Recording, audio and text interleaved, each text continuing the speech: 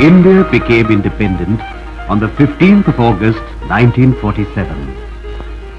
The transition from slavery to independence was achieved through non-violence, but hundreds of thousands of our people had to pay a heavy price in blood and sweat and tears.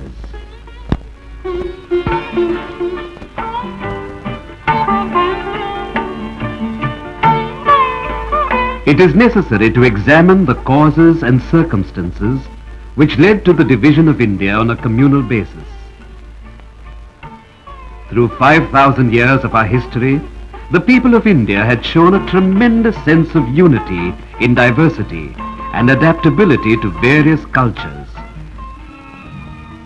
During the First War of Independence in 1857, overcoming all communal and linguistic barriers, the people of India displayed an extraordinary sense of patriotism through their fight against the British. The gallant deeds of Rani Lakshmibai of Jhansi, Begum Hazrat Mahal, Nana Sahib, Tatya Tope, Azimullah Khan, Kuwar Singh of Jagdishpur, Mangal Pandey, and tens of thousands of others emblazon the pages of our history. The British succeeded in suppressing revolution, but they were greatly disturbed by the strong bonds of unity among the people of India, and in particular between the Hindus and the Muslims.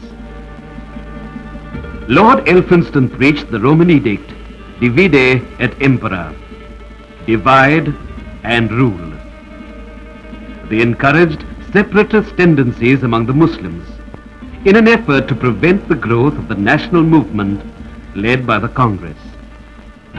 When Sir Syed Ahmad Khan founded the Mohammedan Anglo-Oriental College at Aligarh, he said, "I regard both Hindus and Muslims as my two eyes." But this spirit was soon to change.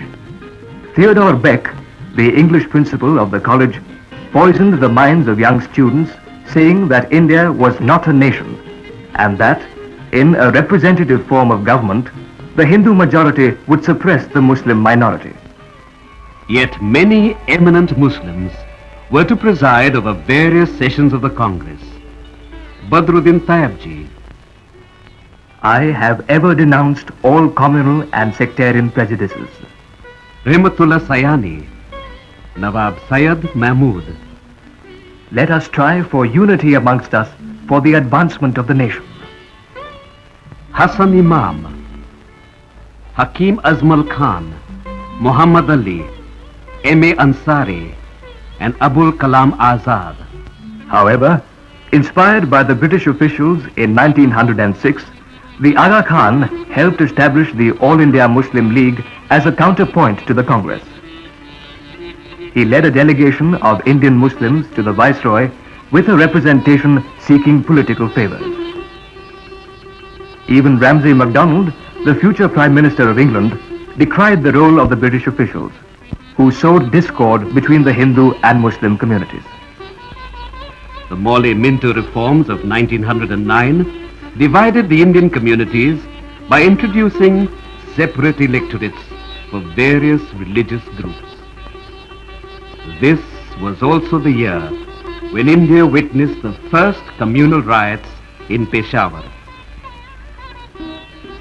The Congress and the Muslim League kept up their common programs and held their annual sessions at the same venues. The 1915 sessions of the Congress and Muslim League were held at Bombay. In 1916, the Congress and Muslim League held their sessions together at Lucknow and passed similar resolutions demanding constitutional reforms. The British should declare that self-government be granted to India at an early date. Bal Gangadhar Tilak, who rejoined the Congress, toured the country propagating the ideals of Home Rule. The British government decided to press charges of seditious speeches against Tilak. Muhammad Ali Jinnah appeared for the defense of Tilak. Tilak was acquitted. At the end of the war, the Muslims of India were concerned about the fate of the Sultan of Turkey, the Khalifa. They were seeking an assurance from the government for reasonable peace terms. To support their demand, the Khilafat Committee requested Gandhiji to lend support to the movement. The Khilafat movement established strong bonds of brotherhood between Hindus and Muslims. In 1921, the Indian National Congress launched a non-cooperation movement in support of the Khilafat. The non-cooperation movement was withdrawn by Gandhiji after the Chauri Chaura incident.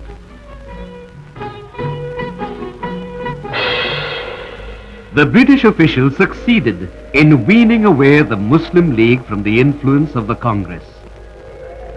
Illiterate masses succumbed to the Muslim League's slogan, Islam in danger.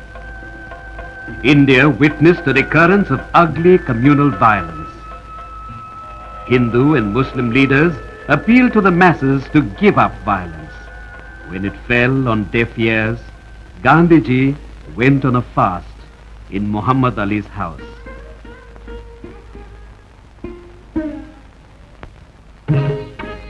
Communal peace was restored and Gandhiji broke the fast. Hindus and Muslims remained united during the early phase of the non-cooperation movement under Gandhiji. They put up a united front against the Simon Commission. They played a very significant part in the Salt Satyagraha of 1930. Roundtable Conference was convened in London to explore areas of agreement. But the British played up the differences between various communities. The conference was a failure. Gradually, the Muslim League drifted away from the mainstream of the national movement. By 1940, they started demanding the partition of India on a communal basis. After the outbreak of the Second World War in 1939, the Congress offered to support the British war efforts only as a free nation. Sir Stafford Cripps came to Delhi for negotiation with the Indian leaders. His mission failed. The Muslim League accepted the status quo and supported the British war efforts. On the 8th of August 1942, the Indian National Congress met at Bombay under the presidentship of Maulana Azad. The Congress passed the historic Quit India resolution. The Congress leaders were jailed. On coming out of jail in 1944, Mahatma Gandhi met Muhammad Ali Jinnah to discuss the question of Hindu-Muslim unity.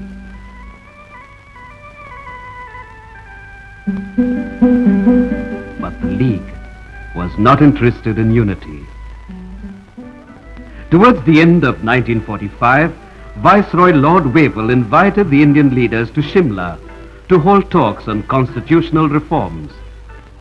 It was attended by the Congress President Maulana Azad, all the provincial premiers and leaders of various parties.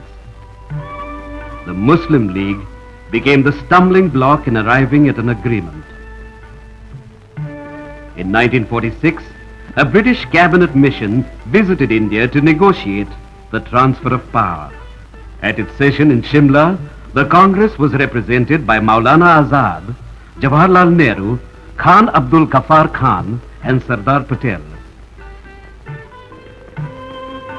The cabinet mission announced its plan on May 16, 1946. The Viceroy invited Jawaharlal Nehru to form an interim government at the center.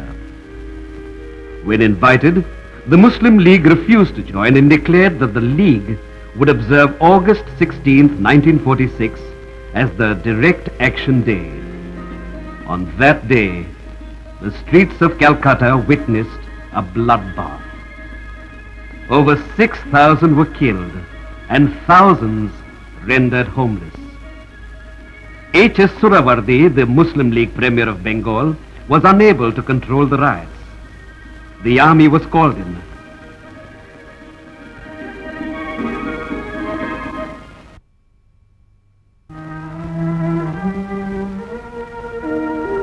The riots spread to Noakhali in East Bengal, and Mahatma Gandhi traveled to Noakhali in search of communal harmony. He traveled from village to village, house to house, to restore the broken ties of brotherhood between Hindus and Muslims. There were serious repercussions in Bihar. Mahatma Gandhi and Khan Abdul Ghaffar Khan answered the call of the suffering humanity and rushed to the riot-affected areas.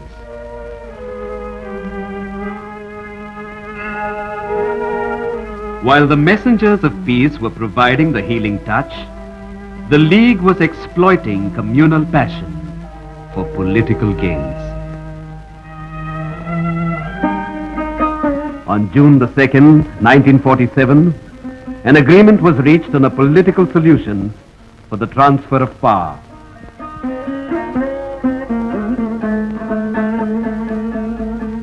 Faced with a deteriorating communal situation, the Congress had no alternative but to agree to the partition of the country.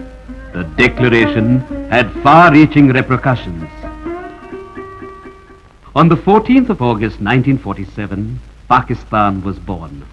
The country's Governor-General Muhammad Ali Jinnah declared that Pakistan will be a secular democracy, but that was not to be. The gaiety of Independence Day celebrations in India was dampened by the arrival of millions of refugees.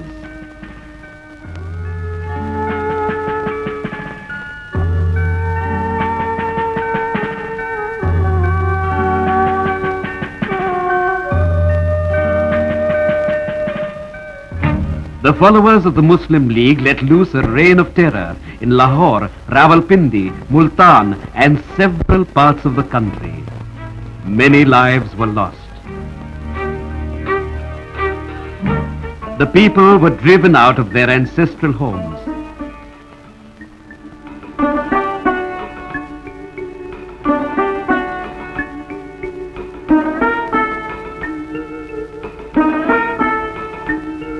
Jawaharlal Nehru rushed to Lahore to restore peace and organized relief and rescue operations, but he was unable to turn the tide of events.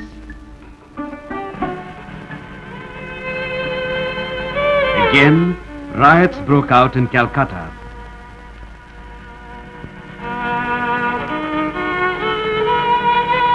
Gandhiji returned to the city. He lamented, 32 years of my work has come to an inglorious end.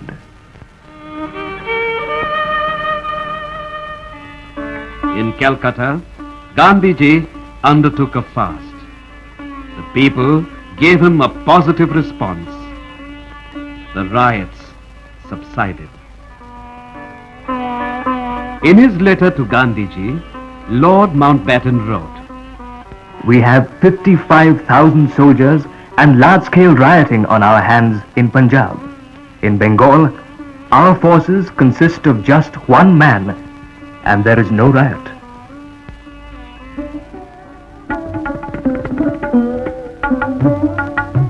A two-way traffic of refugees started crossing the border. Persecuted waves of humanity were on the move from both wings of Pakistan.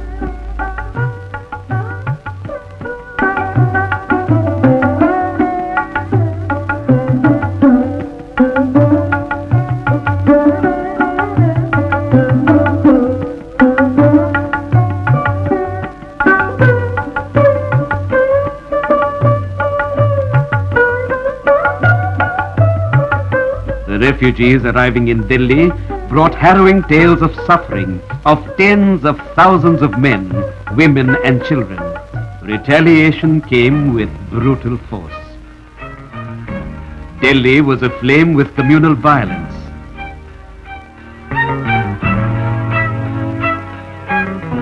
Gandhiji returned to Delhi. He comforted the refugees. Tempers were running high. Gandhiji undertook a fast unto death to make the warring factions realize the futility of communal hatred. He said, "Death for me would be a glorious deliverance. Rather than that, I should be a helpless witness to the destruction of India." There were hurried consultations among the leaders of various communities. They realized the need to save human lives and to save Gandhiji. They took pledges to maintain communal harmony, and Gandhiji broke his fast.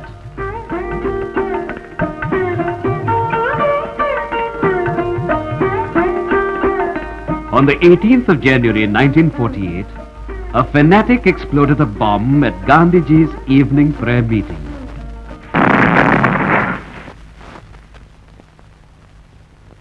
आखिर की एक बात कहकर मैं खत्म करूंगा। ऐसे हम डर जाएंगे तो सचमुच यहाँ कोई हो जाए तो हमारा हाल कैसा होगा? सुनो सुनो सुनो, सब सुनो, कुछ नहीं हुआ है। Gandhiji said, I have to find peace in the midst of turmoil, light in the midst of darkness, hope in the midst of despair.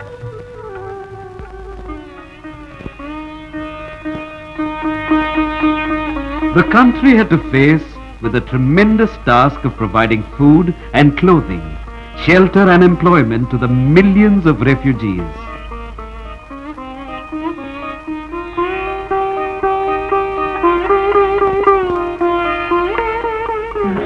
Barren land was reclaimed.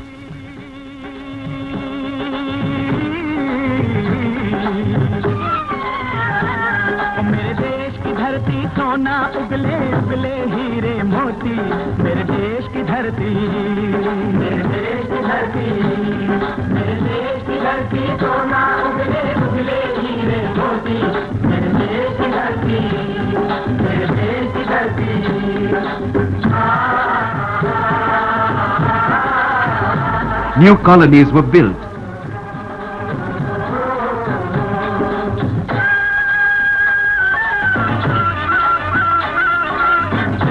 There were makeshift schools for children.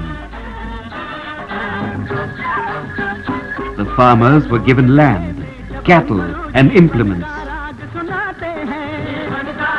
Small-scale industries were started to provide employment.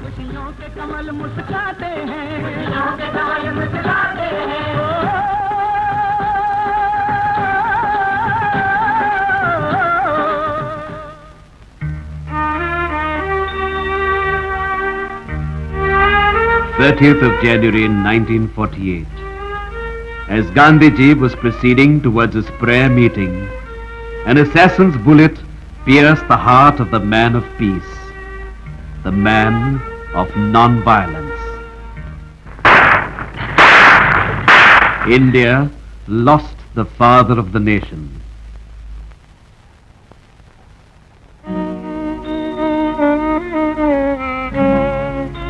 Jawaharlal Nehru expressed the nation's grief and emotions. The light has gone out of our lives and there is darkness everywhere. Our beloved leader, Bapu as we called him, the father of the nation, is no more. The light has gone out, I said, and yet I was wrong, for the light that shone in this country was no ordinary light. The light that has illumined this country for these many years will illumine